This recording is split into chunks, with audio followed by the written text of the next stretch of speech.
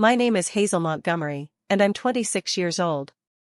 Standing outside Bella Rosa Bridal Boutique on that crisp October afternoon, I never expected to hear the words that would shatter my world completely. Through the glass windows, I watched my parents discussing wedding arrangements with my brother's fiancée, their voices carrying clearly to where I stood frozen on the sidewalk. "Honestly, Stephanie," my father said with that dismissive tone I knew too well, "on Tyler's wedding day, it's better if Hazel's not there. She'll just embarrass us with her appearance and awkwardness."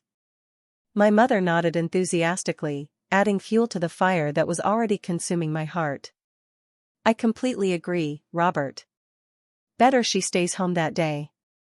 The shopping bag slipped from my trembling hands as the brutal reality hit me like a sledgehammer. Before we dive into this story of family betrayal and ultimate redemption, I'd love to know where you're watching from. Drop your location in the comments below, and don't forget to hit that like button if you're ready for a story that will show you how sometimes the people who hurt us most become the catalyst for our greatest transformation.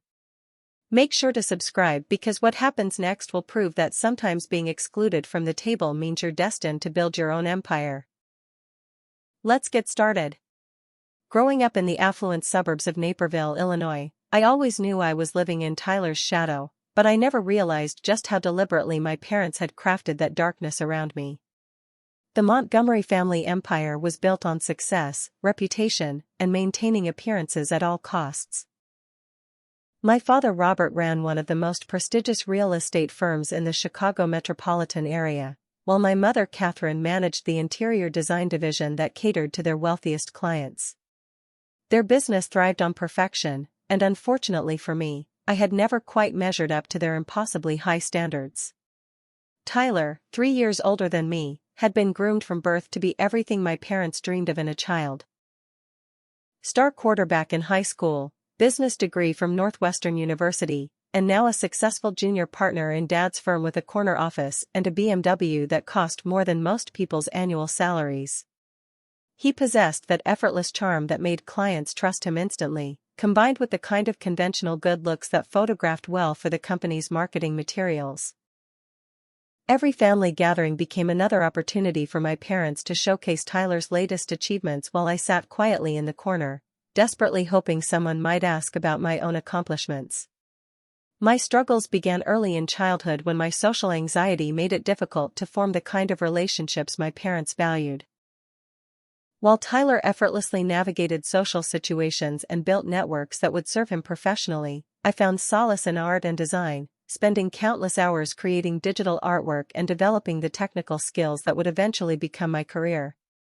But in the Montgomery household, creativity was viewed as a hobby rather than a legitimate profession, something to be tolerated but never truly celebrated or understood. The academic pressure throughout my school years was relentless and unforgiving. Despite maintaining a solid B+ average and graduating with honors from the Art Institute of Chicago, my achievements were consistently overshadowed by Tyler's business accolades. When I landed my first job at a respected graphic design firm and worked my way up to senior designer, my parents' response was lukewarm at best. "That's nice, dear," became my mother's standard response to any professional news I shared, while Tyler's quarterly sales reports were cause for elaborate celebration dinners at the country club. Recent family gatherings had become increasingly painful exercises in public humiliation. At last month's anniversary dinner for my parents, Tyler announced he'd closed a multi-million-dollar commercial development deal that would bring unprecedented profits to the family business. The entire restaurant seemed to stop and applaud as my father stood up to toast his golden child's success.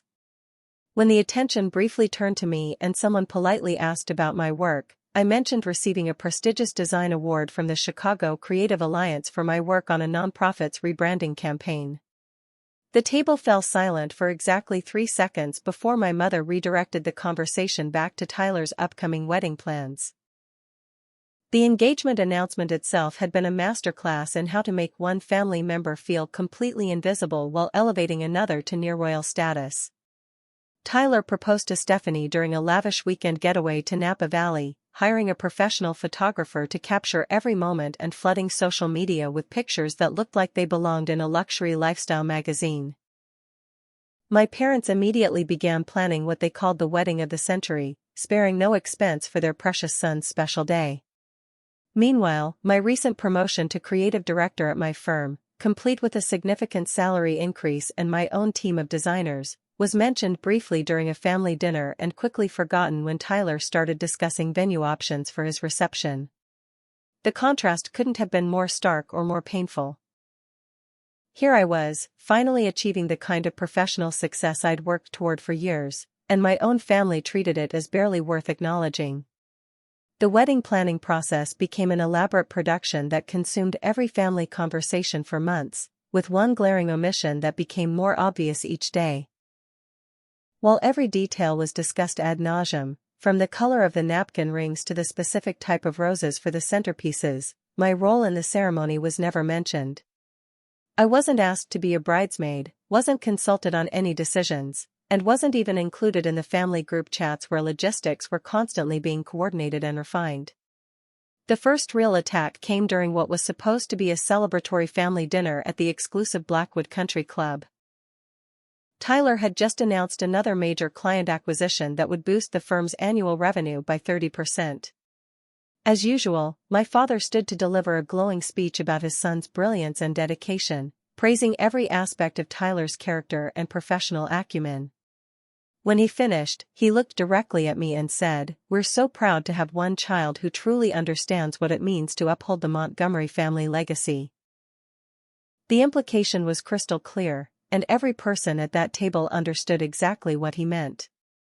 I wasn't just being ignored, I was being actively diminished in front of our extended family and friends. That night, driving home alone while Tyler and Stephanie went out to celebrate with friends, I realized that my parents weren't just playing favorites anymore. They were systematically erasing me from the family narrative, treating my presence as an obligation rather than a joy, and making it clear that in their version of the Montgomery story, there was only room for one successful child. The October afternoon that changed everything started like any other Saturday. I'd spent the morning working on a client presentation in my downtown Chicago apartment, taking advantage of the quiet weekend to perfect a rebranding proposal that could potentially land my firm our biggest contract yet.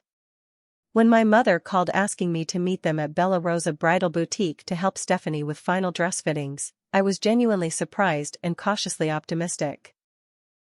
Maybe, I thought, they were finally ready to include me in the wedding preparations that had been happening around me but never with me for the past 8 months. The boutique was everything you'd expect from a high-end bridal salon in the Gold Coast district. Crystal chandeliers cast warm light over acres of silk and satin, while mirrors reflected an endless array of designer gowns that cost more than most people's cars. I arrived 15 minutes early, hoping to show my enthusiasm for finally being included, and decided to wait outside to give Stephanie space for what I assumed would be a private fitting session with my mother's guidance. That decision to wait outside became the moment my entire world shifted on its axis. Through the large front windows, I could see my parents sitting comfortably on the velvet settee while Stephanie modeled different veil options in front of the three-way mirror. Their body language was relaxed and animated as they discussed details with the kind of excitement I'd rarely seen them display about anything related to me. I was about to announce my arrival when I heard my father's voice carrying clearly through the glass. "Stephanie, darling, I need to be completely honest with you about something that's been weighing on Catherine's mind and mine for weeks now," he began in that serious tone he typically reserved for important business discussions. "We've been thinking about the guest list and the photography, and frankly, on Tyler's wedding day, it's better if Hazel's not there. She'll just embarrass us with her appearance and awkwardness, and we can't risk having that kind of negative energy affecting such an important celebration." My mother's voice joined in with enthusiastic agreement that felt like a knife twisting in my chest. "Robert is absolutely right, sweetie. Hazel has always been the odd one out in our family, and she doesn't photograph well at all. Can you imagine trying to explain to your friends and family why one of the family members looks so uncomfortable and out of place in all the wedding photos? It would be mortifying for everyone involved, especially you on your special day. Better she stays home that day and avoids the whole situation entirely." Stephanie's uncomfortable silence spoke volumes, but what happened next was even more devastating. Instead of defending me or expressing shock at their cruelty, she simply nodded and said, "I understand your concerns completely. We want everything to be perfect, and if you think it's best, then I trust your judgment about your own family dynamics." The casual way she agreed to my exclusion felt like a betrayal from someone I'd hoped might become a real sister to me. The shopping bags containing the bridesmaid gift I'd carefully selected for Stephanie slipped from my numb fingers and scattered their contents across the sidewalk. A silk scarf, elegant jewelry, and a heartfelt card expressing my excitement about welcoming her to the family lay among the fallen leaves like discarded dreams. My entire body began trembling as the full magnitude of their casual cruelty sank in. This wasn't a spontaneous moment of frustration or a misunderstanding that could be clarified with honest conversation. This was a calculated decision they'd been planning and discussing for weeks without any consideration for my feelings or dignity. Standing there on that busy Chicago street, watching my parents plan my exclusion from the most important family celebration in years, I felt something fundamental break inside me. The little girl who had spent decades trying to earn their love and approval finally understood that no amount of achievement, kindness, or effort would ever be enough.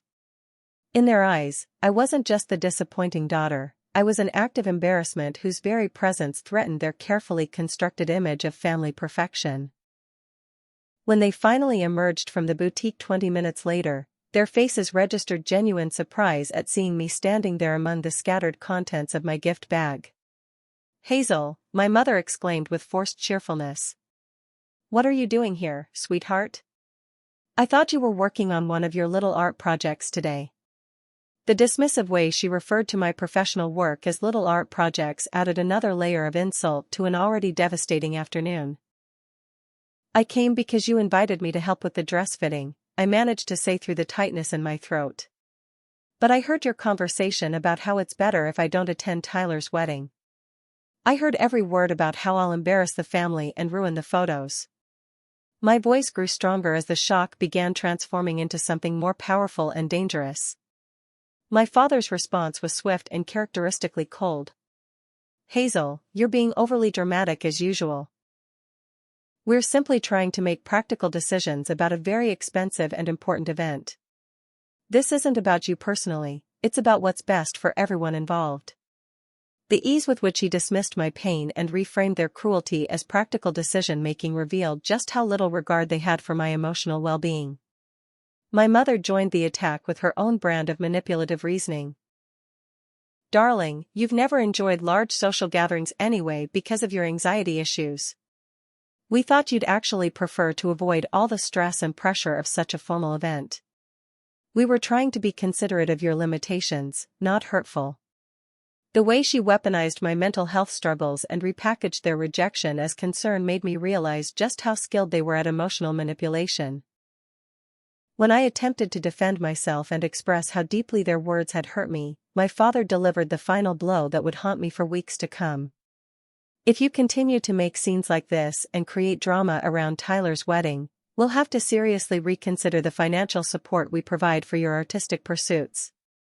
Your little design studio might not survive without the family connections and backing we've provided over the years." The threat was clear and devastating. Submit to their humiliation quietly, or lose everything I'd worked to build. As I drove home that evening with tears blurring my vision and my hands shaking on the steering wheel, I finally understood the true nature of my relationship with my parents. They didn't just prefer Tyler. They actively viewed me as a liability to be managed rather than a daughter to be loved. The realization that my own family had never truly loved or accepted me felt like a death, the ending of a relationship I'd been fighting to preserve my entire life without ever realizing how one-sided that fight had always been. Returning to my Lincoln Park apartment that evening felt like entering a crime scene where I was both victim and detective. My hands were still trembling from the confrontation as I poured myself a glass of wine and tried to process what I'd witnessed outside the bridal boutique. The casual cruelty of their conversation kept replaying in my mind, but something else was nagging at me, a growing suspicion that what I'd overheard was just the tip of a much larger iceberg of family deception. My laptop sat open on the kitchen counter where I'd left it earlier, still displaying my work emails from the morning. As I scrolled through my inbox, I noticed something that made my blood run cold. There were 3 group message notifications from a family chat thread I'd never seen before, with the latest message arriving just 2 hours ago while I was witnessing my public humiliation. The preview text was enough to make me nearly drop my wine glass. Hazel situation resolved. Stephanie agrees with our approach. My fingers flew across the keyboard as I logged into every family communication platform I could think of. What I discovered over the next hour painted a picture of systematic exclusion that went far beyond wedding planning. There was an active family group chat called Tyler's Big Day that included my parents, Tyler, Stephanie, and 12 other family members. The message history went back 4 months, containing detailed discussions about venue selection, menu planning, guest accommodations, and dozens of other decisions I'd never been consulted about.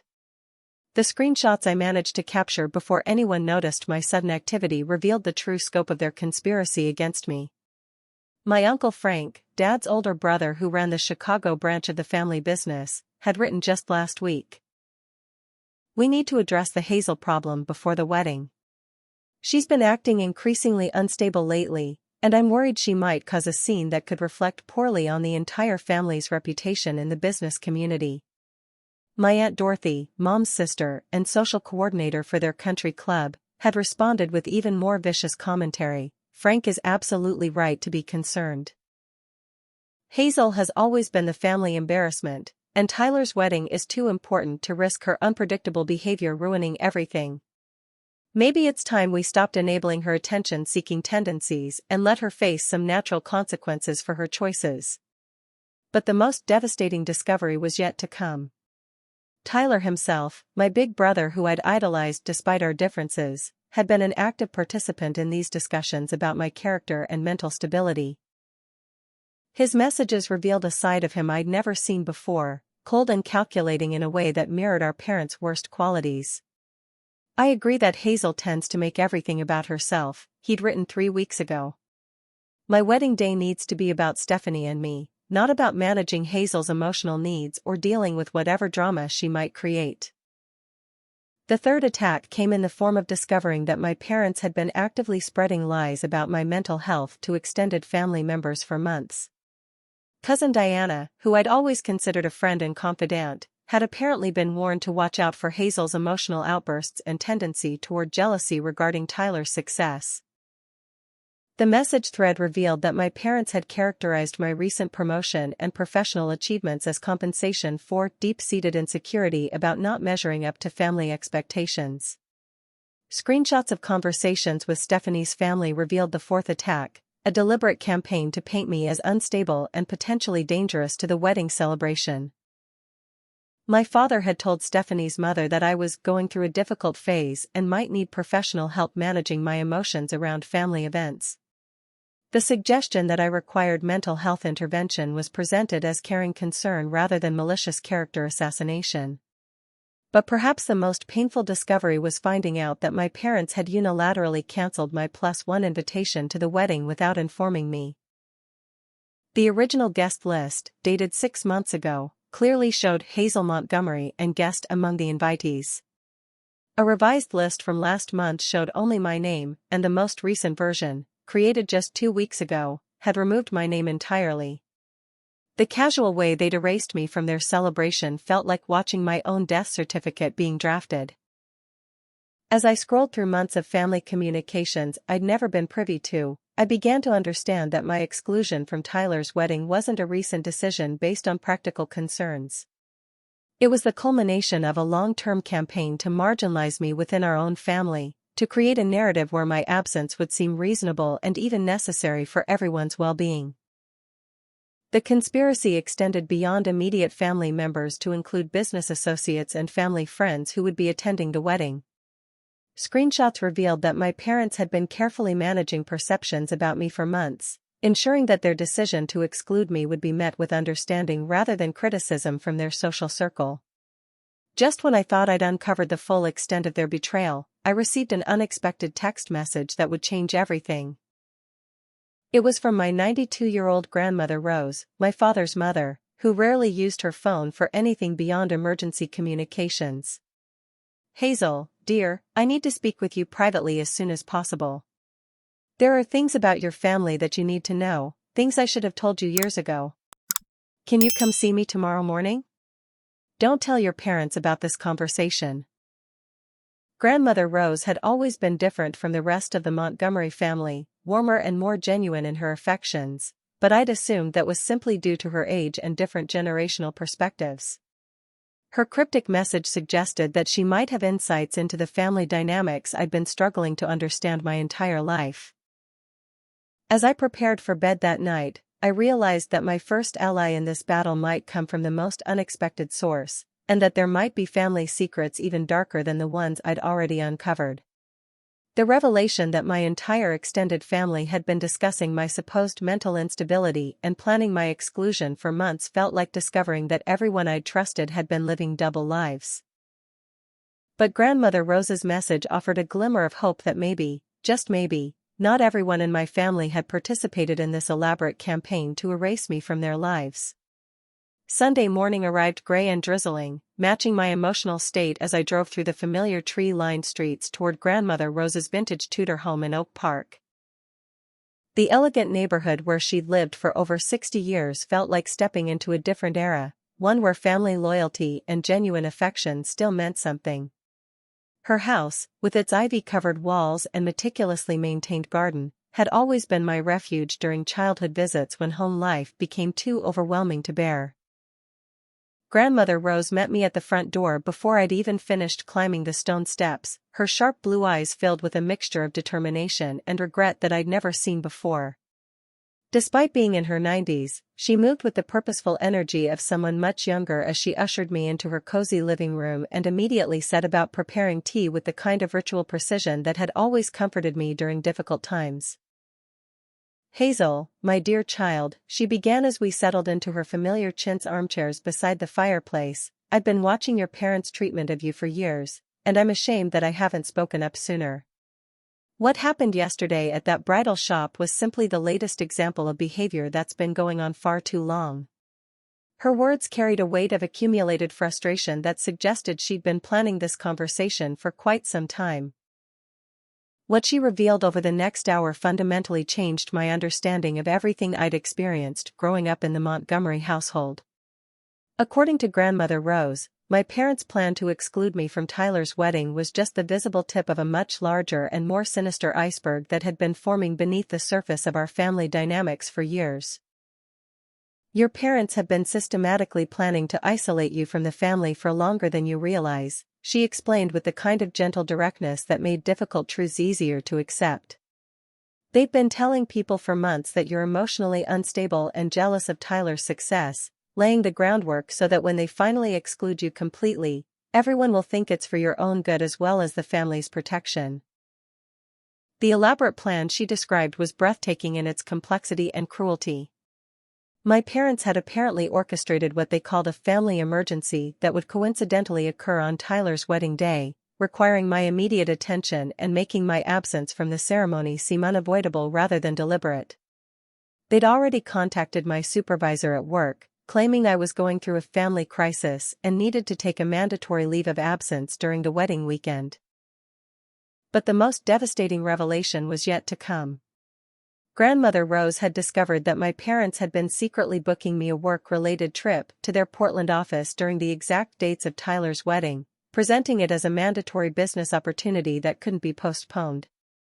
They'd planned to tell me about this sudden business trip just days before the wedding, when it would be too late for me to object or make alternative arrangements. "They've told everyone that they're sending you away for your own mental health," Grandmother Rose explained with barely concealed anger. "They're spinning it as a caring intervention, giving you space to work through your supposed jealousy and emotional problems while the family celebrates Tyler's happiness without having to worry about your well-being or behavior." The fifth attack was already in motion, I learned, as my parents had spent weeks spreading carefully crafted stories about my supposed jealousy and instability to every wedding guest who would listen. Cousin Diana had been explicitly warned to watch for signs of my emotional outbursts and to alert my parents immediately if I seemed to be planning any attention-seeking behavior during wedding-related events. Even more disturbing was discovering that my parents had been documenting what they characterized as my concerning behavior for months, creating a paper trail that would support their narrative about my mental instability. Every time I'd expressed frustration about being excluded from wedding planning, every moment of sadness or disappointment I'd shown about their treatment had been recorded and reinterpreted as evidence of my psychological problems. The manipulation extended to my professional life in ways I never could have imagined. My parents had contacted several of my clients under the guise of family concern, suggesting that I was going through a difficult emotional period and might need additional support or understanding during this challenging time. While they presented this as protective behavior, the real effect was to undermine my professional credibility and plant seeds of doubt about my reliability and stability. As Grandmother Rose continued revealing the scope of their deception, I felt myself approaching a breaking point that would have satisfied all their predictions about my emotional instability. The realization that my own parents had been actively sabotaging my relationships, my career, and my reputation while presenting themselves as concerned and loving parents was almost too much to comprehend.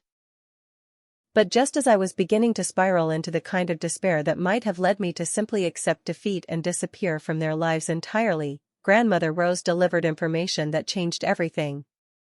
"There's something else you need to know, something your parents have been hiding from you since your grandfather passed away 5 years ago," she said with the gravity of someone about to reveal a life-altering secret. "Your grandfather's will contain provisions that your parents have deliberately kept from you. Provisions that would change your understanding of your place in this family and your financial independence. They've been managing your inheritance in ways that serve their interests rather than yours, and Tyler's wedding is being funded with money that should have been yours years ago." The room seemed to spin as I processed this information. Not only had my parents been emotionally and psychologically abusing me for years, but they'd also been stealing from me in the most literal sense possible. My grandfather, who had always shown me genuine love and support, had apparently tried to protect me even after his death, but my parents had found ways to circumvent his intentions and use my inheritance for their own purposes. That evening, I sat in my apartment staring at legal documents that Grandmother Rose had secretly copied for me, documents that revealed a pattern of financial manipulation that went back to my grandfather's death. The money being spent on Tyler's elaborate wedding, the funds that had supposedly supported my education and early career, the family business investments that had been made in Tyler's name but not mine, all of it painted a picture of systematic theft that made their emotional abuse seem almost secondary by comparison. As I prepared for bed that night, I realized I was facing a choice that would determine the entire course of my future. I could accept their version of reality, disappear quietly from their lives, and spend the rest of my days wondering what might have been different if I'd found the courage to fight back. Or I could begin planning my own counterattack, using the information Grandmother Rose had provided to expose their deception and reclaim not just my rightful place in the family, but also the inheritance they'd stolen and the reputation they'd systematically destroyed. The nearly defeated version of myself that had existed 24 hours earlier was gone, replaced by someone who finally understood that this battle wasn't just about wedding invitations or family acceptance. This was about justice, truth, and reclaiming a life that had been stolen from me one manipulation at a time. Monday morning brought an unexpected phone call that would accelerate my journey toward the truth in ways I never could have anticipated. Connor Blake, Tyler's best friend since college and his chosen best man, called while I was getting ready for work, his voice carrying an urgency that immediately caught my attention. "Hazel, I need to talk to you about something important, something about Tyler's wedding that you need to know. Can we meet for coffee before you go to work?" Connor and I had always maintained a friendly but distant relationship over the years. He was part of Tyler's inner circle, someone I respected but never considered a close confidant. His sudden desire to speak with me privately seemed unusual, but the serious tone in his voice suggested this wasn't a casual social call. We agreed to meet at a quiet cafe near my office, somewhere we could talk without being overheard or interrupted. When I arrived at the small neighborhood coffee shop, Connor was already seated in a corner booth, his usually confident demeanor replaced by something that looked distinctly like nervous guilt. He'd always been the type of person who radiated easy charm and natural confidence, but today he looked like someone carrying the weight of a significant secret that was becoming too heavy to bear alone. "Hazel, I'm going to tell you something that's going to be hard to hear, but you deserve to know the truth about what's been happening in your family," he began after we'd ordered our drinks and settled into the relative privacy of our secluded corner. "I've been watching your parents' treatment of you for years, and I can't stay silent anymore, especially after what Tyler told me about their plans for the wedding." What Connor revealed over the next hour made everything I'd discovered over the weekend seem like minor infractions compared to the massive fraud that had been happening right under my nose. According to him, my parents hadn't just been excluding me from family events and spreading lies about my mental health, they'd been systematically stealing from a family trust fund that was supposed to provide for both Tyler's and my future financial security. "Your grandfather set up a substantial trust fund that was supposed to be split equally between you and Tyler when you each turned 25, Connor explained with the kind of detailed knowledge that suggested he'd been given access to information I'd never been told about. "Tyler received his portion 3 years ago, but your parents have been telling everyone, including Tyler, that you were deemed too unstable to manage your inheritance responsibly." The coffee shop seemed to fade into background noise as Connor continued revealing the scope of my parents' financial deception. Not only had they prevented me from accessing my rightful inheritance, but they'd been using my portion of the trust fund to finance Tyler's lifestyle, his business ventures, and now his elaborate wedding celebration. Every expensive dinner, every luxury vacation, every upgrade to his office or apartment had been partially funded with money that belonged to me. "The wedding alone is costing over $200,000, Connor said, his voice dropping to barely above a whisper. "Tyler thinks it's all coming from your parents' business profits and his own success, but I accidentally saw some financial documents that showed most of the major expenses being paid from an account labeled with your grandfather's trust fund information." But the financial fraud was only part of the larger conspiracy Connor had discovered. My parents had been planning to have me declared legally incompetent to manage my own affairs, using the documentation they'd been gathering about my supposed emotional instability as evidence that I needed a conservatorship for my own protection. Once they established legal control over my finances and major life decisions, they could access the remainder of my inheritance without my knowledge or consent. "There's something else," Connor continued, his discomfort obvious as he struggled with whether to reveal what was clearly the most damaging information he possessed. "Your parents have been working with a lawyer to have you involuntarily committed for psychiatric evaluation right before the wedding. They've been building a case that you're a danger to yourself and potentially to the family, using your supposed jealousy and emotional outbursts as evidence." The revelation that my parents were planning to have me forcibly hospitalized sent shockwaves through my entire system. This wasn't just about excluding me from a wedding or stealing my inheritance, they were planning to destroy my freedom, my career, and my entire future by having me declared mentally incompetent. The elaborate web of lies they'd been spinning about my emotional state suddenly made terrifying sense as the foundation for a legal strategy designed to remove me from their lives permanently. Connor's decision to reveal these secrets to me hadn't come easily, he explained.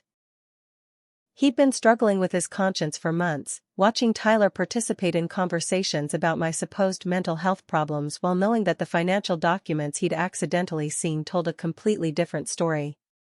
Tyler himself might not have been aware of the full scope of their parents' fraud, but he'd certainly been complicit in the character assassination that made their legal strategy possible. "Tyler knows about your inheritance," Connor admitted with obvious reluctance. "He knows that the trust fund was supposed to be split equally, and he knows that you haven't received your portion yet. But your parents convinced him that you were too emotionally unstable to handle that kind of financial responsibility, and he's been going along with their decision to manage your money for you." The betrayal from Tyler felt like a physical blow that left me struggling to breathe. My big brother, who I'd spent my entire life trying to impress and connect with, had been knowingly participating in the theft of my inheritance while allowing our parents to paint me as mentally unstable. His silence wasn't just passive acceptance of their treatment, it was active complicity in their plan to destroy my life. As Connor finished explaining everything he knew about my parents' conspiracy, I realized that my situation was far more dangerous than I'd initially understood. This wasn't just a family dispute that could be resolved with honest conversation or emotional appeals. My parents had been implementing a systematic plan to remove me from their lives permanently, using legal and financial strategies that could leave me with no recourse and no means of fighting back. But Connor's willingness to risk his friendship with Tyler and his standing in my family by revealing these secrets also showed me that I wasn't as alone as I'd believed. There were people who could see through my parents' manipulation and were willing to help me fight back, even at personal cost to themselves. His information gave me the foundation I needed to begin building my own strategy for exposing their deception and reclaiming everything they'd stolen from me. That evening, as I sat in my apartment reviewing legal documents and financial records that Grandmother Rose had provided, combined with the new information Connor had shared, I began to understand the true scope of what I was up against. But for the first time since this ordeal began, I also had a clear picture of their vulnerabilities and the evidence I would need to expose their fraud completely. My parents had made one critical mistake in their elaborate plan to destroy me. They'd assumed I would never discover the truth about my grandfather's trust fund or their systematic theft of my inheritance. They'd underestimated both my intelligence and my ability to find allies who were willing to help me fight back against their manipulation and deception. The week following my revelatory conversation with Connor became a whirlwind of secret meetings, careful documentation, and strategic planning that would have impressed any corporate investigator. My grandmother Rose's Tudor home became our unofficial headquarters, a safe space where we could spread out financial documents, legal papers, and evidence of my parents' deception without fear of discovery or interruption. Connor proved to be far more valuable as an ally than I'd initially realized. His business degree and experience working in Tyler's firm had given him insights into financial documentation and legal procedures that complemented Grandmother Rose's intimate knowledge of family history and her carefully preserved records from my grandfather's estate. Together, we began assembling a comprehensive picture of the fraud that had been perpetrated against me for over 5 years. The evidence we gathered was staggering in its scope and devastating in its implications. Bank statements that Grandmother Rose had quietly obtained showed regular transfers from my trust fund account to various accounts controlled by my parents, with memo lines indicating payments for Tyler's business development, family expenses, and Hazel's care and support.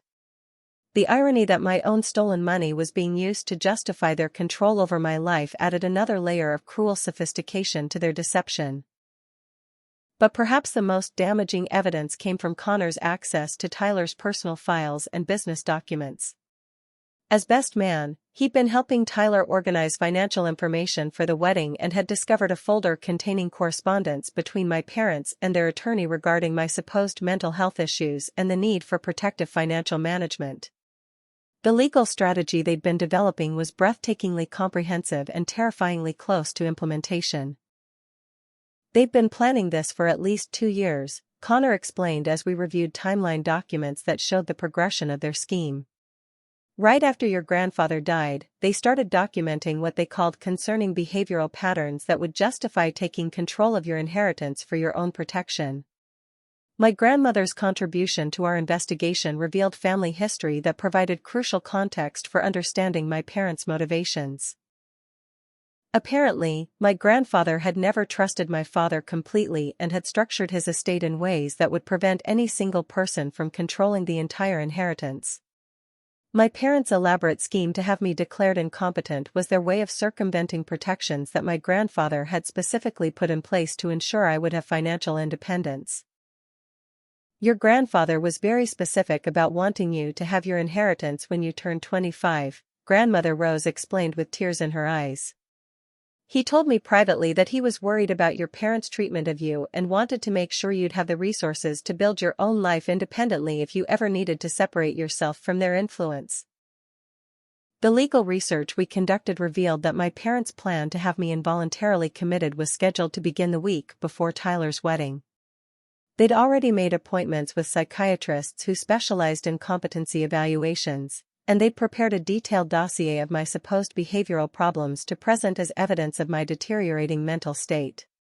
But our investigation also uncovered their vulnerabilities and the mistakes they'd made in their overconfidence.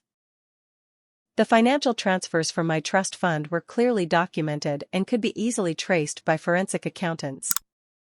Their correspondence with attorneys contained admissions about their motivations that would be devastating if presented to the right legal authorities.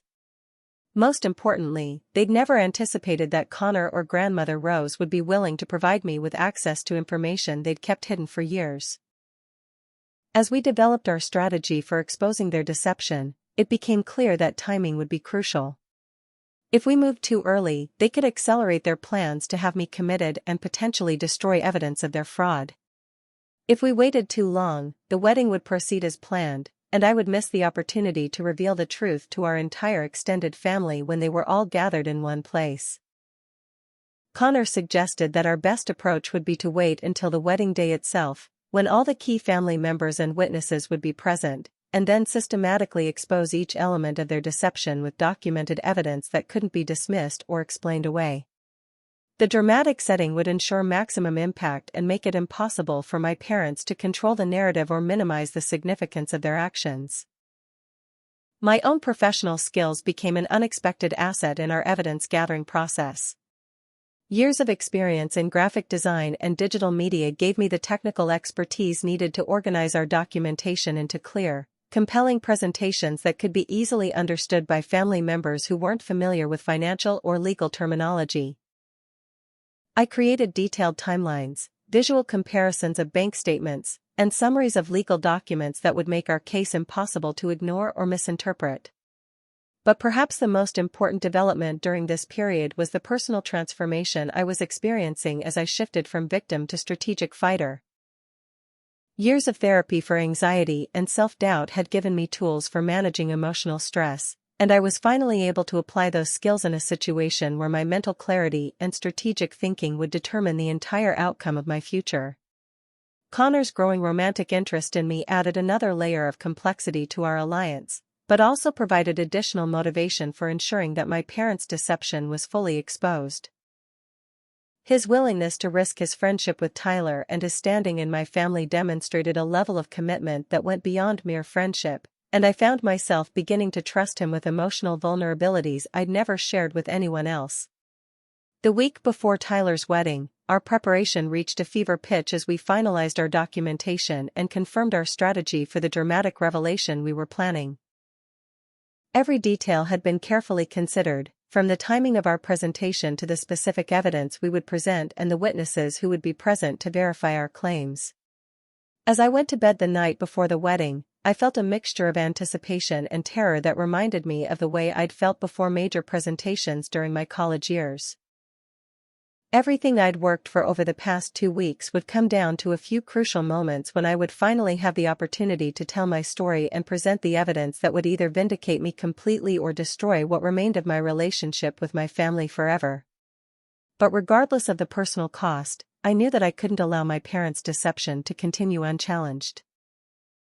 Too much had been stolen from me, too many lies had been told about my character and mental health, and too many future victims might suffer if I didn't find the courage to expose their systematic abuse and fraud. Tomorrow would be the day when the truth would finally be revealed, and my family would have to confront the reality of what they'd done to one of their own children. The week leading up to Tyler's wedding transformed me from a confused and hurt family member into a focused strategist with a clear mission and the resources needed to achieve it. My downtown apartment became a war room where Connor and I spent every evening after work organizing evidence, rehearsing our presentation, and planning every detail of what would become the most important confrontation of my life.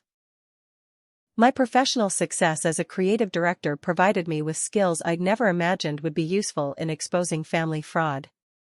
I applied the same methodical approach I used for major client campaigns to organizing our evidence into a comprehensive presentation that would be impossible to dismiss or explain away. Charts comparing bank statements, timelines showing the progression of my parents' deception, and visual summaries of legal documents were compiled into a portfolio that told my story with devastating clarity. But equally important was the personal transformation I was experiencing as I shifted from reactive victim to proactive fighter. Years of therapy for anxiety and people-pleasing tendencies had given me tools for emotional regulation that I was finally able to apply in a high-stakes situation. The frightened girl who had stood outside that bridal boutique just 2 weeks earlier was gone, replaced by a determined woman who understood her own worth and was prepared to fight for it. Connor's role in my transformation extended beyond just providing evidence and moral support. His growing romantic feelings for me, which he'd expressed with increasing openness as we worked together, gave me a glimpse of what healthy family relationships could look like. His willingness to risk his friendship with Tyler and his standing in my parents' social circle demonstrated the kind of loyalty and genuine care I'd been missing from my biological family for years. The first phase of our counterattack began with careful documentation of my parents' increasing panic as they sensed that something had changed in my behavior and demeanor. Instead of the defeated resignation they'd expected after our confrontation outside the bridal boutique, they were seeing a new confidence and purposefulness that clearly made them uncomfortable. My mother's attempts to contact me became increasingly frequent and desperate as the wedding approached. Her voicemails shifted from dismissive superiority to concerned confusion as she tried to understand why I wasn't responding to their manipulation with the predictable emotional breakdown they'd been anticipating. "Hazel, darling, I'm concerned about you because you seem so distant lately. Please call me so we can talk about whatever's bothering you." My father's approach was more direct and revealed his growing awareness that their control over the situation might be slipping. He showed up at my office unannounced 3 days before the wedding, demanding to speak with me privately about what he characterized as family concerns that needed immediate attention. His barely concealed anger when I politely but firmly declined to discuss family matters during work hours showed me just how rattled they were becoming. The second phase of our strategy involved strategic release of information to key family members who would be attending the wedding. Rather than trying to convince everyone at once, we identified the most influential and morally grounded relatives who could serve as early allies when the full truth was revealed. Grandmother Rose used her relationships with family members to plant seeds of doubt about my parents' version of events, asking innocent questions about wedding expenses and inheritance distributions that made people begin to think more critically about the situation. Connor's access to Tyler's inner circle proved invaluable for gathering intelligence about my parents' growing desperation and their contingency plans. Through casual conversations with mutual friends, he learned that my parents had accelerated their timeline for having me committed and were planning to implement their psychiatric evaluation strategy immediately after Tyler returned from his honeymoon. "They're terrified that you're going to do something to disrupt the wedding," Connor reported after a bachelor party gathering where Tyler had expressed concerns about my recent behavior. "Tyler told the guys that your parents are worried you might have some kind of emotional breakdown at the ceremony and that they're considering asking for security to keep you away from the venue." The irony that they were now portraying me as a potential security threat, after months of describing me as too weak and unstable to handle family responsibilities, revealed just how desperate they'd become to maintain control over their narrative. Their shifting portrayal of my supposed mental health problems showed that their concerns were strategic rather than genuine, focused on protecting their reputation rather than ensuring my well-being. My own professional success during this period provided me with the financial independence and emotional confidence needed to follow through with our plans. A major client presentation I delivered just 2 days before the wedding was so well received that my firm offered me a promotion and significant salary increase that would make me completely independent of any financial support my parents might threaten to withdraw. The third phase involved building a support network among extended family members and family friends who had their own reasons to be skeptical of my parents' recent behavior. Cousin Diana, despite having been warned about my supposed emotional instability, reached out to me privately after Grandmother Rose mentioned some concerns about family financial management. "I've been wondering about some things myself," Diana admitted during a coffee meeting the day before the wedding. "Your parents have been really aggressive about controlling information about the wedding plans, and some of their explanations about family finances haven't made complete sense to me." Stephanie herself became an unexpected ally when Connor carefully approached her with concerns about the source of funding for their elaborate wedding celebration. Her own family's experience with financial planning made her suspicious when she couldn't get clear answers about where the money was coming from, especially given the extravagant costs involved. I asked Tyler directly about the wedding budget, and he got defensive in a way that didn't make sense, Stephanie confided to Connor, who immediately shared this information with me. He said his parents were handling all the financial arrangements, but something about his explanation felt incomplete or deliberately evasive. By the evening before the wedding, we had assembled not just comprehensive evidence of my parents' deception, but also a network of family members and friends who were prepared to listen when that evidence was presented. The foundation for tomorrow's confrontation had been carefully laid through weeks of strategic communication and relationship building. As I prepared for what would either be my family's moment of reckoning or my final break from them entirely, I reflected on how much I'd changed since that devastating afternoon outside the bridal boutique. The scared and confused daughter who had been systematically manipulated and marginalized for years was gone, replaced by a strong and capable woman who understood her own worth and was prepared to fight for justice regardless of the personal cost. Tomorrow would bring the culmination of everything we'd worked toward, the moment when years of lies, theft, and emotional abuse would finally be exposed to the people whose opinions my parents valued most. Win or lose, I would finally have the opportunity to tell my story and present evidence that would make it impossible for anyone to dismiss my experiences or continue supporting the narrative my parents had constructed about my supposed problems. Saturday morning dawned crisp and clear, with the kind of perfect autumn weather that would have made Tyler's wedding absolutely beautiful under normal circumstances. The Riverside Country Club was bustling with activity as vendors set up elaborate floral arrangements, servers prepared tables with crystal and silver, and photographers captured pre-ceremony moments that were supposed to document the happiest day of my brother's life. I spent the early morning hours in my apartment making final preparations for what would either be the most important presentation of my life or a spectacular act of self-destruction that would permanently sever all ties with my family. The evidence portfolio Connor and I had assembled sat in a leather briefcase beside my carefully chosen outfit, an elegant navy dress that projected confidence and professionalism rather than the emotional instability my parents had been claiming characterized my recent behavior. My phone had been buzzing with increasingly frantic messages from my mother since 6 a.m., each one revealing more about their growing panic as they realized I might actually attend the wedding despite their carefully laid plans to exclude me. "Hazel, we need to talk immediately about your role in today's ceremony. Please call me before you do anything that might disrupt Tyler's special day," read her latest voicemail, left just 20 minutes before I planned to leave for the venue. Connor picked me up at 10:30, looking handsome in his formal morning wear but clearly nervous about the confrontation we were about to initiate. As Tyler's best man, he had legitimate reasons to arrive early and access to areas of the venue that would allow us to observe family interactions and choose the optimal moment for our revelation. Our strategy was to wait until the ceremony was complete but before the reception began, ensuring that all family members would be present and emotionally invested in the day's success. "Are you ready for this?" he asked as we drove through the familiar streets of my childhood neighborhood toward the country club where I'd attended countless family events over the years. "Once we start this process, there's no going back or trying to minimize the impact. Everything changes after today."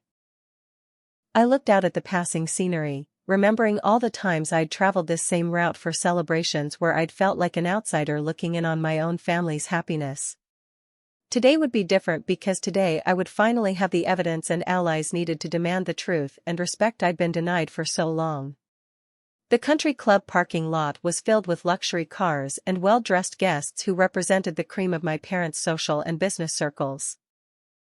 These were the people whose opinions mattered most to my mother and father, the witnesses whose judgment would carry the most weight when our confrontation finally occurred. I recognized neighbors, business associates, country club members, and extended family who had all been recipients of my parents' carefully crafted narrative about my supposed emotional problems and mental instability. Inside the venue, I could see my parents directing final preparations with the kind of intensive micromanagement that revealed just how much this day meant to their social standing and family reputation. My mother, elegant in her mother of the groom dress, was pointing out details to the photographer while my father supervised the arrangement of reception tables with military precision. Tyler looked genuinely handsome and happy as he greeted early arriving guests, accepting congratulations and posing for photos with the natural ease that had always made him the golden child of our family. For a moment, watching him in his element, I almost felt guilty about what we were planning to do to disrupt his perfect day. But then I saw him deliberately avoid making eye contact when he noticed me entering the venue, and I remembered that he'd been an active participant in the conspiracy to steal my inheritance and destroy my reputation. His happiness was built on money that belonged to me and lies that had been told about my character. He'd made his choice when he decided to participate in our parents' deception rather than standing up for his sister's rights and dignity. Stephanie looked absolutely stunning in her designer gown, surrounded by bridesmaids and family members who were creating the kind of warm, supportive atmosphere I'd dreamed of being part of since their engagement was announced. Despite everything that had happened, I felt genuinely sad that our relationship had been poisoned by my parents' manipulation and her willingness to accept their version of events without question. The ceremony itself was everything my parents had envisioned. Elegant, flawlessly executed, and photographically perfect in every detail. As I watched Tyler and Stephanie exchange vows, I found myself thinking about the grandfather who had loved both of us and tried to provide for our futures equally, never imagining that his careful planning would be subverted by his own son's greed and manipulation. When the minister pronounced them husband and wife and the guests erupted in applause, I knew that our moment had arrived.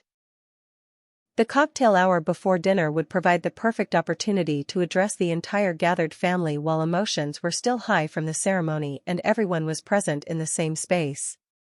Connor moved through the crowd with practiced ease, quietly alerting our allies that the time had come for our planned revelation. Grandmother Rose positioned herself near the main reception area where she could provide moral support and validate our evidence when challenged. Cousin Diana and several other family members who had been questioning my parents' recent behavior gathered in strategic locations where they could observe and respond to what was about to unfold.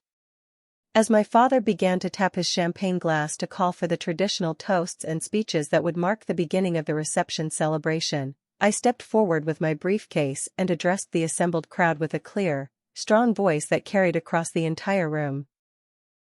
Before we celebrate Tyler and Stephanie's marriage, I announced, there's something important that this family needs to know about how this beautiful wedding was actually funded and why I was almost excluded from attending my own brother's wedding. The room fell silent with the kind of sudden, complete quiet that only occurs when something utterly unexpected has just happened. Every face turned toward me, some with curiosity, others with confusion, and my parents with expressions of pure horror as they realized that their worst fears about my potential disruption were about to come true. For the past 5 years, I continued, opening my briefcase and beginning to distribute copies of the evidence we'd prepared. My parents have been stealing money from a trust fund that my grandfather established for both Tyler and me, using my portion to fund Tyler's lifestyle and this wedding while telling everyone that I was too mentally unstable to handle financial responsibility. The gasps and murmurs that rippled through the crowd told me that our presentation was having exactly the impact we'd hoped for. Family members began examining the financial documents we were distributing, and I could see the moment when understanding dawned on their faces as they realized the scope and implications of what had been happening. My father's face turned bright red as he attempted to regain control of the situation. "Hazel, this is completely inappropriate and frankly demonstrates exactly the kind of emotional instability we've been concerned about," he shouted across the room. "Security needs to escort her out before she completely ruins Tyler's wedding day." But Grandmother Rose stood up from her table and addressed the room with the moral authority that came from being the family matriarch. "Robert, I have been aware of your theft from your father's trust fund for months, and I have copies of every document that proves what Hazel is saying. Your father specifically wanted both children to inherit equally, and you have violated his wishes and stolen from your own daughter." The revelation that Grandmother Rose supported my claims and had evidence of her own to present shifted the entire dynamic of the confrontation. Family members who might have been inclined to dismiss my accusations as emotional manipulation were now forced to take them seriously, especially when backed by someone of her unquestioned integrity and family standing. Tyler stood frozen beside his new wife, clearly processing information that challenged everything he thought he knew about his family's financial situation and his parents' treatment of me. Stephanie looked between him and me with growing understanding and what appeared to be genuine sympathy for what I'd been experiencing. Connor stepped forward to present the legal documentation we'd gathered, explaining the timeline of financial transfers and the evidence of my parents' plan to have me declared incompetent. His professional credibility and his role as Tyler's best friend gave weight to our accusations that would have been harder to achieve if I'd been making these claims alone. As the full scope of my parents' deception became clear to the assembled family and friends, I watched years of carefully constructed lies and manipulations crumble in real time. The wedding reception that was supposed to celebrate my exclusion from the family had become the venue for exposing the truth about who had really been betraying family loyalty and trust. 6 months after Tyler's wedding day revelation, I was sitting in the sun-drenched living room of my new downtown loft, surrounded by the kind of natural light that made my graphic design work look even more vibrant and inspiring. The space was everything I'd dreamed of but never thought I could afford.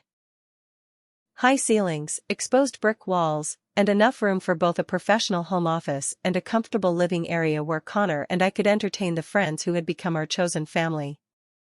The legal proceedings that followed our dramatic wedding day confrontation had been swift and decisive.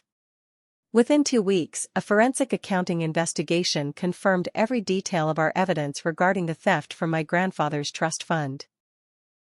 My parents were forced to return not only my original inheritance but also 5 years of accumulated interest and penalties that brought the total restitution to nearly $400,000. My father's real estate business, already struggling with debt problems that had motivated their theft in the first place, couldn't survive the scandal and legal costs that followed.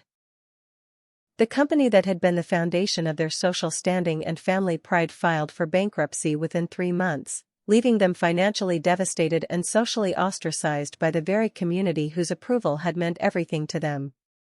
More satisfying than their financial consequences, however, was watching their carefully constructed reputation crumble as the truth about their treatment of me became widely known throughout their social circles. The country club members, business associates, and family friends who had accepted their narrative about my emotional instability were horrified to learn about the systematic abuse and financial fraud they'd perpetrated against their own daughter. Tyler's response to learning the truth had been more complex and emotionally difficult than I'd anticipated. His initial shock and denial gave way to genuine remorse as he realized the extent of his complicity in our parents' deception. The brother who had been my childhood hero was forced to confront the reality that he'd participated in stealing from me while allowing our parents to destroy my reputation and mental health. I knew something wasn't right about the inheritance situation, he admitted during a painful but necessary conversation we had 2 months after the wedding. But I wanted to believe Mom and Dad when they said you weren't ready for that kind of financial responsibility. I convinced myself that they were protecting you, not stealing from you. His marriage to Stephanie had survived the wedding day revelations, but not without serious challenges as they worked through the implications of building their life together on money that hadn't legitimately belonged to them. To their credit, both Tyler and Stephanie insisted on returning wedding gifts and making personal restitution for expenses that had been paid with my stolen inheritance. Stephanie had become an unexpected ally and friend in the months following our confrontation. Her own experience growing up in a family that valued honesty and integrity made her particularly supportive of my decision to expose the truth, even though it had disrupted what was supposed to be the happiest day of her life. "I'm glad you spoke up when you did," she told me during one of our monthly coffee meetings that had become a treasured part of my new routine. I never could have lived with the knowledge that our wedding was built on stolen money and family betrayal. It was better to face the truth immediately than to spend years discovering it slowly. Grandmother Rose, despite being in her 90s, had experienced a renewed sense of purpose and energy in the months following our successful confrontation with my parents. Her willingness to stand up to her own son and support my fight for justice had strengthened our relationship in ways that brought healing to decades of family dysfunction. "Your grandfather would be so proud of how you handled this situation," she told me regularly, usually while we worked together in her garden or reviewed family photos that helped me understand my place in the Montgomery family history that extended far beyond my parents' narrow and cruel vision. Connor's role in my life had evolved naturally from ally to romantic partner as we discovered that our collaboration during the investigation had revealed genuine compatibility and shared values that went far beyond our mutual frustration with my family's treatment of me. His decision to risk his friendship with Tyler and his standing in my parents' social circle to help me fight for justice had demonstrated the kind of integrity and loyalty I'd been missing from family relationships my entire life. Our relationship was built on the foundation of mutual respect and genuine partnership that I'd never experienced before. Connor supported my career ambitions and celebrated my professional successes with the kind of enthusiasm my parents had never shown. When my graphic design firm promoted me to creative director and offered me a partnership opportunity, he was the first person I called with the good news. My professional life had flourished in ways that exceeded my most optimistic expectations once I was free from the emotional drain of constantly trying to earn my parents' approval and support. The confidence I'd gained from successfully fighting their abuse and fraud translated directly into more assertive leadership at work and more creative risk-taking in my design projects. The nonprofit rebranding campaign that had won me recognition from the Chicago Creative Alliance expanded into a specialty practice serving organizations that worked with trauma survivors and family abuse victims. My personal experience with manipulation and gaslighting gave me unique insights into how design choices could communicate safety, empowerment, and healing to vulnerable populations. My parents had made several attempts to contact me in the months following their legal defeat, but their messages revealed no genuine remorse or understanding of the harm they'd caused. Instead, they continued to portray themselves as victims of an ungrateful daughter's vindictive overreaction to normal family dynamics. My mother's voicemails in particular showed her inability to accept responsibility for her actions. "Hazel, I hope you're satisfied with destroying your family over money," she said in her most recent message. "Your father and I were only trying to protect you from financial responsibilities you weren't mature enough to handle, and this is how you repay our love and concern." The disconnect between her version of reality and the documented evidence of their systematic abuse and theft was so complete that I realized no amount of explanation or confrontation would ever lead to genuine acknowledgement of their wrongdoing. Some relationships, I learned, were too toxic to repair regardless of family connections or shared history. The healing journey that began on Tyler's wedding day had taught me lessons about family, loyalty, and self-worth that went far beyond the specific circumstances of my parents' betrayal. I learned that family isn't just about blood relationships but about the people who show up for you during difficult times and support your growth rather than trying to control or diminish you. My chosen family now included Connor, grandmother Rose, several cousins who had supported me during the confrontation, Stephanie, and close friends from work and graduate school who had provided emotional support throughout my recovery process. These were the people who would gather around my dinner table for holidays, celebrate my professional achievements, and provide the love and encouragement that healthy families offer each other. Most importantly, I learned that my worth as a person wasn't determined by my parents' approval or disapproval. The anxiety and self-doubt that had plagued me for years gradually diminished as I built a life based on my own values and surrounded myself with people who appreciated my authentic self rather than trying to reshape me into someone more convenient for their purposes. As Connor and I planned our engagement party for next month, I found myself designing the invitations with a sense of joy and anticipation that would have been impossible during the dark period when I believed my family's cruel assessment of my character and potential. The party would be attended by people who had chosen to be part of my life because they valued and supported me, creating the kind of celebration I'd always dreamed of but never thought I deserved. The final lesson from my journey was that sometimes being excluded from the wrong table means you're free to build your own banquet where everyone is welcomed, valued, and celebrated for exactly who they are. My parents' attempt to erase me from their lives had actually freed me to create something far better than anything they could have offered. Looking back on that devastating afternoon outside the bridal boutique, I realized that overhearing their cruel conversation had been the catalyst I needed to finally see my family's situation clearly and find the courage to fight for the life I deserved. Their attempt to destroy me had ultimately led to my liberation, proving that sometimes the greatest betrayals become doorways to the greatest growth. What's your experience with toxic family dynamics? Have you ever had to choose between keeping peace and standing up for yourself? Drop a comment below and let me know your thoughts on setting boundaries with family members who don't respect your worth. If this story resonated with you, Please hit that like button and subscribe for more stories about overcoming family trauma and building the life you deserve. Share this video with anyone who might need to hear that their family's treatment of them doesn't define their value as a person. Thank you for joining me on this journey of healing and empowerment, and remember that you always have the right to choose relationships that honor your dignity and support your growth. Until next time, be kind to yourselves and never let anyone convince you that you're worth less than complete love and respect.